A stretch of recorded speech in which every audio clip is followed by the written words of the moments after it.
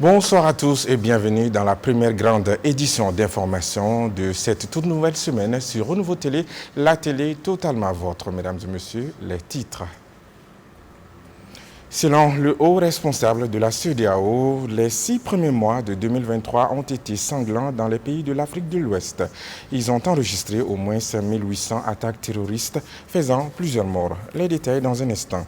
L'insécurité persiste toujours à travers le pays. Le poste de gendarmerie de Konobougou dans la région de Ségou a été attaqué par des hommes armés, pas de pertes en vie humaine, mais des dégâts matériels sont à déplorer.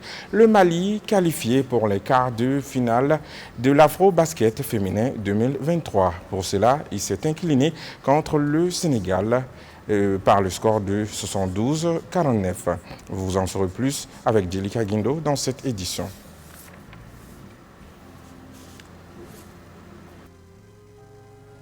Bienvenue aux informations. Comment assurer la production de 10 000 tonnes de maïs par an pour que le maïs puisse être transformé dans nos usines et monitéré en farine de maïs?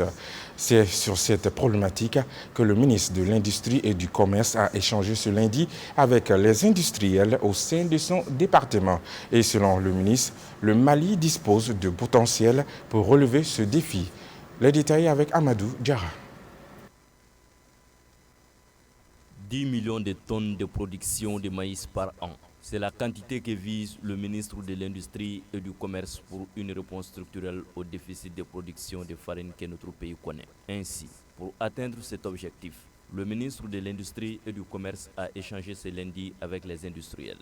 Comment aujourd'hui assurer la production de 10 millions de tonnes de maïs par an, de façon à ce que ce maïs puisse être transformé par nos usines, par nos minuteries, en farine de maïs consommée par les Maliens.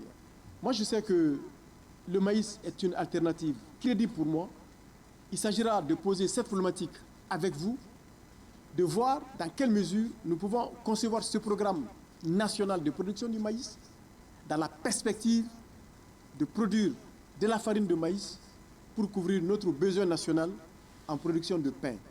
Conscient de la difficulté de la tâche, le ministre de l'Industrie et du Commerce reste convaincu qu'elle n'est pas hors de portée. L'État va jouer sa partition en termes d'accompagnement, en termes de stratégie, en termes de politique publique, en termes de l'ensemble des mécanismes d'accompagnement que nous devrons mettre en œuvre pour assurer, n'est-ce pas, cette production de 10 millions de tonnes de maïs à l'échelle de la... C'est pour la campagne prochaine, hein, c'est la campagne 2023-2024, que si nous en convenons, si nous arrivons à nous mettre d'accord sur ce programme-là, que je vais soumettre à mes collègues ministres de l'Agriculture, ministres de l'Économie et des Finances, de façon à ce que nous puissions nous aller véritablement pour ça. C'est aussi d'engager un programme d'information, de sensibilisation et, comme je l'ai dit, même d'éducation industrielle en direction des consommateurs. Il faudra que les consommateurs aussi maliens apprennent à consommer malien. En tout cas, les recommandations issues de cet échange permettront de renforcer cette nouvelle initiative des autorités de la transition pour atteindre l'objectif de la production de 10 millions de tonnes de maïs par an afin de garantir la sécurité alimentaire dans notre pays. Au moins 1800 attaques terroristes ont été perpétrées en Afrique de l'Ouest entre les mois de janvier et de juin dernier, a affirmé un haut responsable de la Commission de la Communauté économique des États de l'Afrique de l'Ouest, CEDEAO. La situation est partiellement préoccupante pour 3 pays, dont le Mali. Maimouna Ouedraogo pour les explications. L'Afrique de l'Ouest a enregistré au moins 1800 attaques terroristes au cours des 6 premiers mois de l'année, faisant près de 4600 morts avec des conséquences humanitaires désastreuses, a déclaré le président de la commission de la CEDEAO, Omar Touré, au Conseil de sécurité des Nations Unies.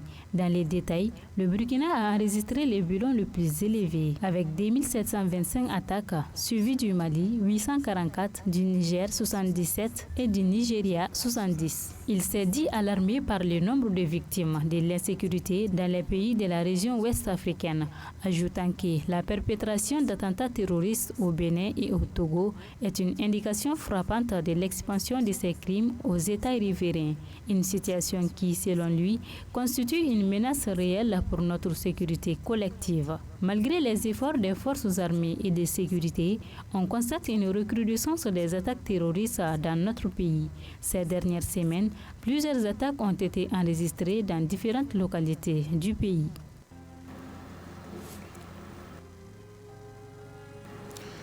Actualité à l'intérieur du pays. Dans la nuit du dimanche vers 21h, le poste de gendarmerie de Konobougou a été attaqué par des individus armés non identifiés. Pas de perte en vie humaine, mais des dégâts matériels sont à déplorer. Selon des sources locales, 3 véhicules de la gendarmerie ont été emportés, 2 motos Jakarta brûlées, les murs de la gendarmerie endommagés par des balles. Selon les mêmes sources, l'un des assaillants a été blessé lors des échanges de tirs. Le président des FAR Ankaouli a présidé le samedi dernier la rentrée politique de la sous-section de Djigia Colony, une commune située dans le cercle de Yanfouila. Des échanges directs entre le président Modibo Sidibé et les militants ont permis de passer au pain fin les défis auxquels est confronté le parti dans la localité. Le point avec Bakari M. Sidibé. Les populations de la commune de Djigia de Colony ont réservé un accueil chaleureux à la délégation du président des FAR Ankaouli. Le déplacement de Modibo Sidibé dans cette commune n'est pas fortuit. Son parti est la première force politique dans la commune avec le plus grand nombre de conseillers. Malgré cette emprise locale, les défis à relever sont nombreux pour maintenir le cap. Il est important de venir à la rencontre des populations pour discuter, échanger avec elles, prendre le pouls, savoir que faisons-nous ou allons-nous. Et leur dire aussi la vision qu'on a à la dimension des problèmes qu'ils ont et qu'ils évoquent. Donc par conséquent, nous leur avons dit, vous avez entendu, une des préoccupations c'est l'agriculture par exemple. Nous leur avons dit, nous voulons que le Mali soit une puissance agricole. Et cela est possible. Au cours de cette rencontre, les militants du parti ont évoqué des difficultés qui minent la vie politique dans le cercle. Le problème des cartes biométriques pose problème aujourd'hui. Le cercle de Yanfouila fait 9240 km avec 2 gendarmeries. S'il faut que toutes ces populations viennent retirer leurs cartes biométriques à ce niveau, ils viennent les confectionner, je crois que ça pose problème. Confiante en lui à cause de son parcours au sommet de l'État, les populations ont réclamé la candidature du président Sidibé à l'élection présidentielle prochaine pour une refondation inclusive du pays. Pour sa part, le président Sidibé a rassuré ses militants et ses sympathisants. J'ai fait le tour du pays pour prendre la température et quand je suis revenu, j'ai senti le pays et je leur ai dit, vous êtes venus me chercher, j'ai senti le pays, il y a un besoin, je pense et je crois par la grâce d'Allah que je peux y répondre. Donc nous n'allons pas retourner en arrière tant qu'on n'aura pas atteint par la grâce d'Allah ce que nous souhaitons. Ça veut dire qu'avec elle, avec d'autres pans de la population du Mali, avec les Maliens, nous allons nous battre pour notre pays, pour le Mali. Et je pense que des voies qu'on a tracées, des éléments qui sont aujourd'hui au cœur de certaines politiques étaient déjà dans ce que nous faisions. Le Mali, là, pour moi, ce n'est pas une incantation. On n'y est pas encore. Ça se prépare, ça se construit. Et nous serons là pour cette construction. Au-delà de la crise économique, les échanges ont porté aussi sur la question de sécurité et l'emploi des jeunes. La rencontre a enregistré une forte mobilisation des habitants des villages de la commune. Auparavant, la délégation avait rendu une visite de courtoisie aux autorités traditionnelles dans leur vestibule. Et par ailleurs, la direction régionale du plan et de stratégie de Ségou, en partenariat avec l'UNICEF, a tenu le 27 juillet dernier les revues semestrielles 2023 de son plan de travail roulant 2022-2023 dans le cadre de la mise en œuvre du programme de coopération Mali-UNICEF 2020-2024. Il s'agissait pour les participants d'évaluer les progrès réalisés pour l'atteinte des objectifs du PTR 2022-2023 au premier semestre 2023 et se prononcer sur le PTR 2022-2023 ajusté. Le point avec notre correspondant Mohamed Lamine Sourouba depuis Ségou. Les revues semestrielles du plan du travail roulant 2022-2023 dans le cadre de la mise en œuvre du programme de coopération Mali-UNICEF 2020-2024 a eu lieu jeudi dernier à Ségou. Après 4 ans de mise en œuvre, il s'agissait pour les participants de passer en revue le bilan pour identifier les résultats non ou faiblement atteints, afin de prendre des mesures adéquates pour les accélérer et les achever avant la fin de la période d'exécution du programme. Je voudrais tout d'abord, au nom des populations de la cité des Balanzans et au mien propre, souhaiter la bienvenue à tous et un agréable séjour à nos illustres hôtes venus de Bamako, de Mopti, de la région Serre-de-Sang et de l'intérieur de la région de Ségou. Mes remerciements vont aussi à l'endroit des invités qui, par leur présence, témoignent de l'intérêt qu'ils attachent à la protection de l'enfant, à son éducation, à sa survie, à l'amélioration de la vie de l'enfant à travers l'eau potable et les environnements propices. Malgré les résultats encourageants, beaucoup reste à faire face à ces défis. L'UNICEF rassure de son accompagnement. C'est avec un réel plaisir que je m'associe à chacun d'entre vous pour apprécier le niveau de mise en œuvre du programme de coopération Mali-UNICEF dans les régions de Sang et de Ségou dans le cadre de la revue semestrielle 2023. En cette occasion, je voudrais d'abord réitérer mes sincères remerciements aux autorités régionales pour avoir permis la tenue de la revue conjointe du programme pour les 2 régions. Je voudrais également saluer tous les services techniques et les organisations de la société civile qui travaillent sans relâche à la mise en œuvre du programme. Au cours de cette rencontre, des recommandations ont été formulées pour accélérer et assurer l'atteinte des résultats du PTR 2022-2023 et du CPD 2020-2024. Abandon des mutilations génitales féminines et du mariage des enfants, la commune rurale de Bossofala s'engage dans le cadre de la mise en œuvre de son projet de promotion des approches communautaires de prévention et de transformation des normes sociales liées aux mutilations génitales féminines, mariage d'enfants et autres formes de violences basées sur le genre. L'Association pour la promotion des droits et le bien-être de la famille a procédé ce dimanche avec les villages de la commune rurale de Bossofala, cercle de Kati, région du Koulikoro, à la signature des conventions villageoises d'abandon des mutilations génitales féminines et le mariage d'enfants. Cette signature permettra d'assurer la protection des enfants contre ces pratiques qui nuisent à leur santé physique et mentale. C'est ce que nous dit notre correspondant et reporter plutôt Oumar Kouita.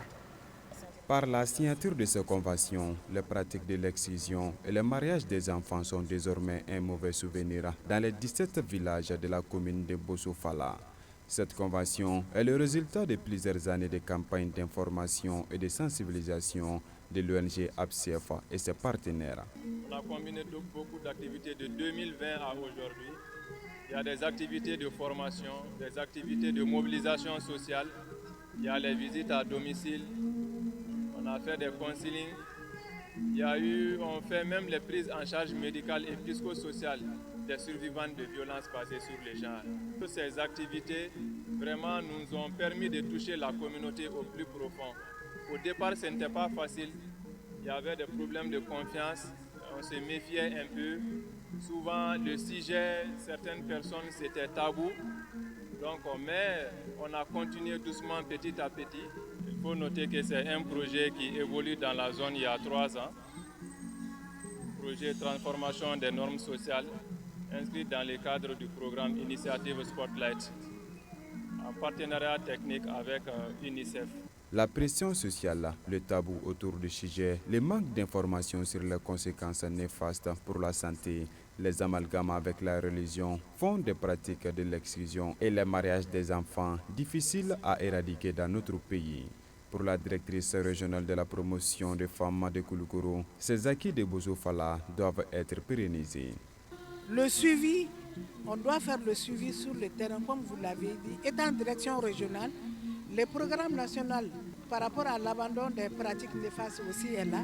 La direction nationale de l'enfant est là. nous ferons tout pour le suivi. Les autorités communautaires de Bozo-Fala ont salué cette initiative de l'APCF avant de promettre de veiller à la bonne application de ces conventions. Nous allons tout faire comme la commune compte 17 villages et pratiquement tous les villages ont signé la convention. Donc nous allons veiller nuit et jour à l'application stricte de la dite convention. Si une fois que tu apposes ta signature sur un papier ou encore une convention, normalement tu dois l'appliquer. Des chants, danses et sketchs de sensibilisation ont mis fin à la cérémonie de signature des conventions. A rappelé que ce projet de l'ONG APCF est exécuté dans 198 localités des régions de Koulikoro, Kaye et dans la commune 6 du district de Bamako. Actualité dans un autre registre, la mosquée Oumar Boun Khattab de Sanankourouba, financée par l'association Al-Kawsar Koïta, a été inaugurée le vendredi 28 juillet 2023. Cette nouvelle infrastructure permettra aux fidèles musulmans de pratiquer leur religion dans de meilleures conditions et renforcer la cohésion sociale entre eux. Gabriel Keïta, Mantala Ouattara pour le compte-rendu.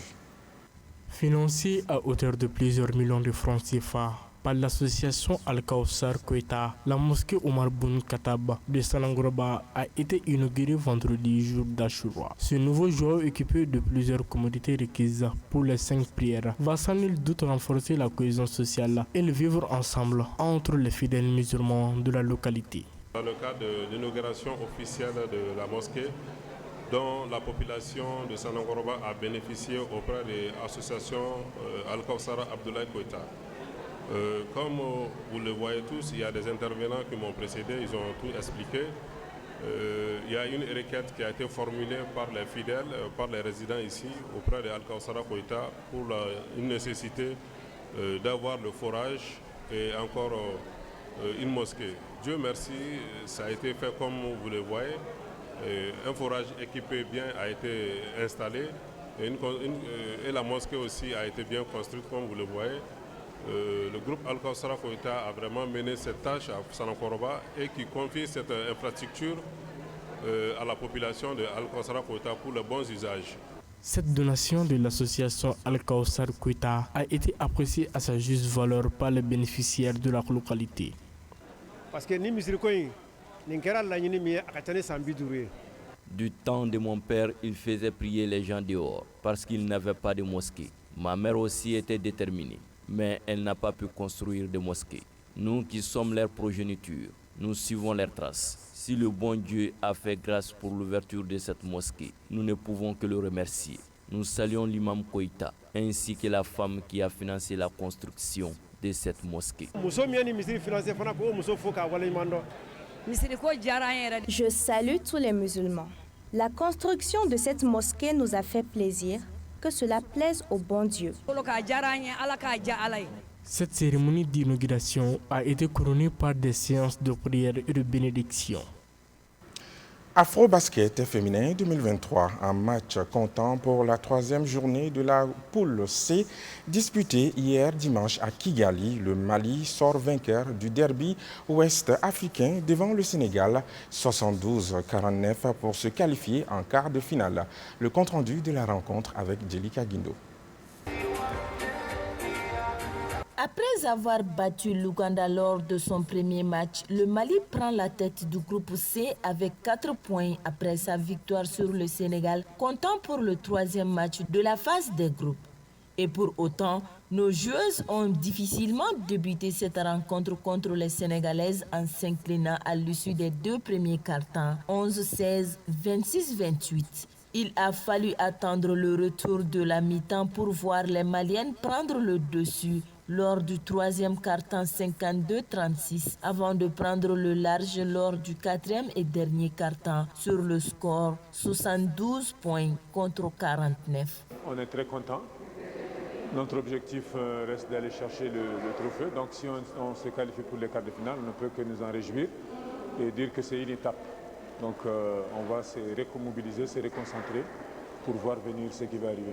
Ainsi, avec cette 2e victoire, les Aigles dames basketteuses se qualifient pour les quarts de finale en attendant son adversaire qui se déterminera après les 8e de finale prévus ce mardi 1er août 2023. Même si le lion a maigri, le singe ne peut pas porter son body. Excellente soirée à tous, à très bientôt.